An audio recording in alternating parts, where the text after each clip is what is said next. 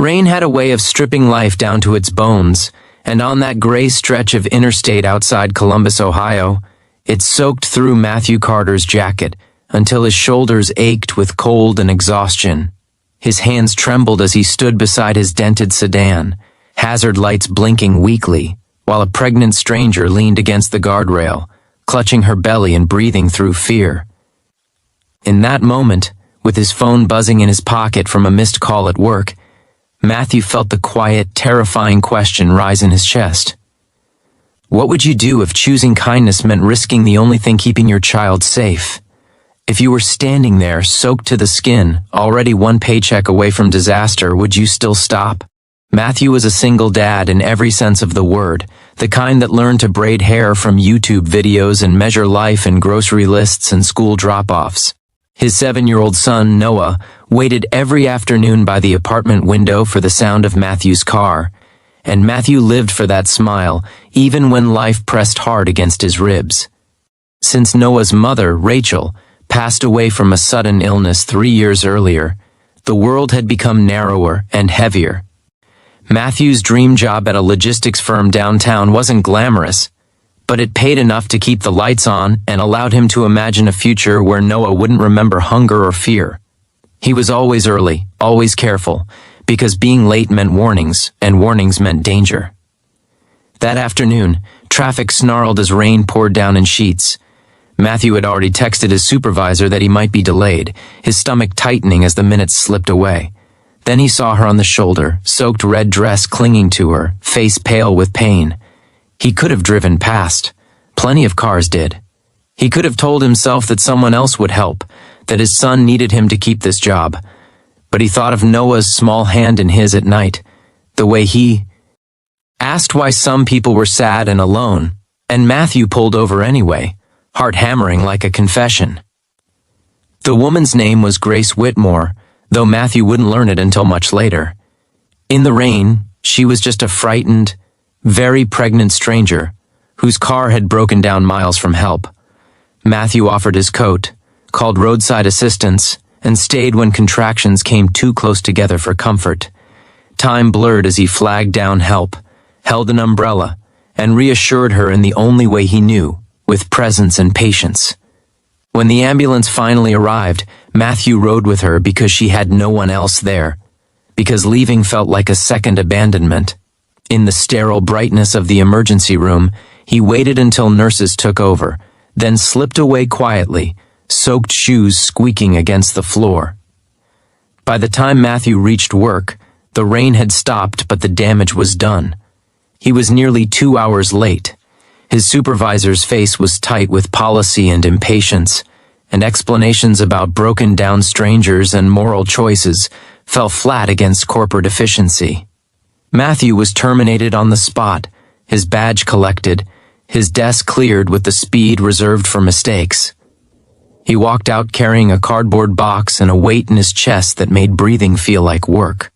On the bus ride home, he stared at his reflection in the window and wondered if he had just failed his son in the name of being a good person. Weeks followed with the quiet cruelty only poverty can deliver. Matthew sold his old guitar, skipped meals so Noah could eat, and learned the sound of eviction notices sliding under doors. He filled out applications, late at night, his fingers stiff, his hope thinner each time an email went unanswered. Noah sensed the change and tried to be brave, offering his piggy bank once and asking if Daddy was sad. Matthew smiled through it, told him stories about heroes who did the right thing even when it hurt, and prayed that those stories were still true. One morning, a letter arrived on heavy paper, the kind Matthew associated with bad news. Instead, it invited him to an interview at a company whose name made his pulse jump. Whitmore Industries was a powerhouse, the kind of place Matthew had dreamed of joining once, before life narrowed his ambitions. Confused and suspicious, he nearly didn't go, but desperation has a way of pushing you forward. He borrowed a tie, ironed his only decent shirt, and took the bus across town with his heart lodged in his throat. The interview room was glass and light, overlooking a city that seemed to promise things again. When the door opened, Matthew's breath caught. The woman who entered was unmistakable, though her hair was styled now, her posture confident, her pregnancy still visible but framed by authority. Grace Whitmore looked at him with recognition that softened into something like gratitude. She was the CEO, the founder's daughter, and the stranger from the roadside all at once.